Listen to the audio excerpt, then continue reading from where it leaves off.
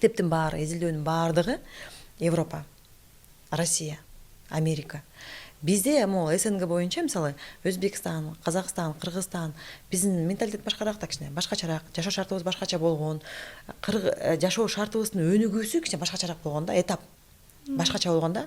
Анан албетте мындай бизге жумшак келбей, резко агрессивно келип калды. Чек араны коргоо деген түшүнүк дагы бул эме болуп атат, мындай азырынча оор болуп атат бизге. Мисалы мен күйөөгө тийгенде эле дароо эле келип ошол жаңы үйгө келгенде эле мен чек арамды коргойм. Мен чек арам, бул менин чек арам. Силер менен мага сүйлөбөгүлө, мынтип эле тинтип эле десем, анда конфликт болот, сөзсүз түрдө болот. Эмнеге? Анткени балким ошол чек ара деген түшүнүк менин мээримде бар, а балким менин кайнемде түшүнүк жок ал. Туурабы? Жаман кабыл алышы да мүмкүн да. Ал түшүнбөй калышы мүмкүн. Кайнене түшүнбөй калышы мүмкүн. Кокуй, мен күйөө тийгенде мондай эмес беле? Каяктагы чек ара деп кабыл алышы мүмкүн да. Пикир келишпестик ушундан чыгышы мүмкүн. Чынында эле. Ошон үчүн чек ара деген сөз бул аябай оор түшүнүк.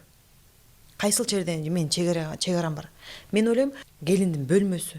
Бул анын чек арасы чынында эле.